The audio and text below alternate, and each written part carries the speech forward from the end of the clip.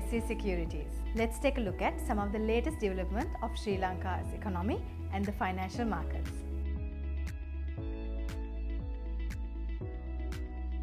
Headline inflation, as measured by the year-on-year change in Colombo Consumer Price Index, decelerated to 5.9% in February 2024 from 6.4% in January 2024. This deceleration in headline inflation is broadly in line with the projections of the CBSL. Food inflation accelerated to 3.5% in February 2024 from 3.3% in January 2024, whereas non-food inflation decelerated to 7.0% in February. Sri Lanka plans to launch a 20 billion rupee loan scheme supported by the Asian Development Bank to aid small and medium enterprises affected by the economic crisis. Of the total, 15 billion rupees will go to the new and existing businesses, while the remaining 5 billion rupees will support SMEs with non-performing loans. The loans will be distributed through licensed credit institutions. Government decided to temporarily suspend the Parate law until December 15, 2024. The Indian government aims to operationalize investments in Sri Lanka in Indian rupees, facilitating Indian firms' entry into Sri Lankan markets. The move follows the Reserve Bank of India's decision to allow international trade payments in Indian rupees.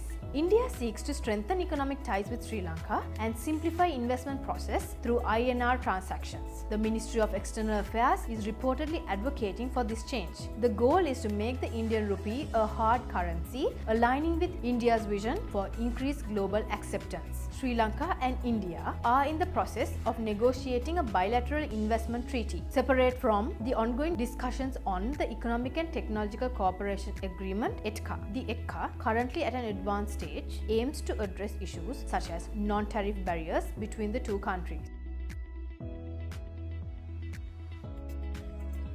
Sri Lanka State Finance Minister Shehan Semasinghe expresses confidence that the second review of the International Monetary Fund loan will be smoother than the first. He attributes this to the government's implementation of necessary reforms for economic recovery. The IMF Commission is scheduled to visit Sri Lanka on 7th March 2024 for a 2-week review.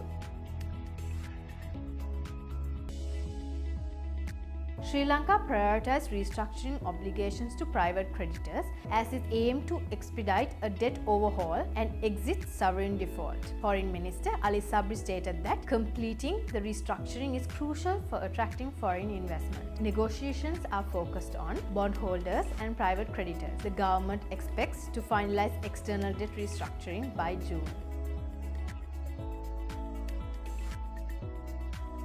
Sri Lanka's tourism is on track for a record year, attracting nearly 400,000 tourists in the first 57 days of 2024. The country recorded 399,271 arrivals, with Russia being the top source of destination, contributing to 15% of the total number.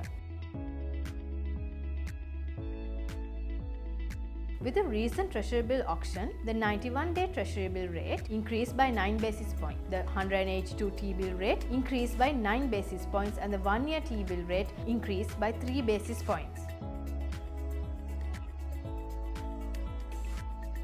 Reliance Consumer Products Limited, a subsidiary of Reliance Retail Ventures Limited, has partnered with Sri Lanka's Elephant House Co. to manufacture, market and sell beverages in India. This collaboration enhances RCPL's beverage portfolio, offering Indian consumers more choice and value with Elephant House iconic brands.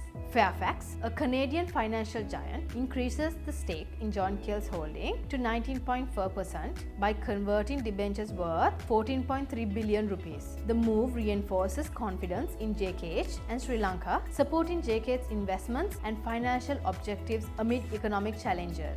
The Sri Lankan Court of Appeal issued an interim order preventing HMB from taking action against Navaloka Hospital subsidiary New Navaloka Medical Center. Navaloka reassures stakeholders of its financial strength, denouncing baseless rumors and emphasizing its commitment to delivering quality healthcare services.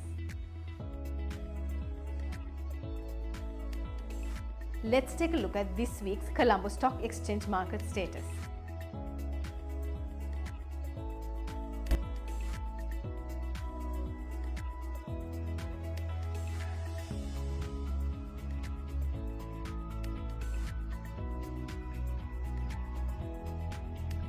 Thank you for watching, and we will be back next week.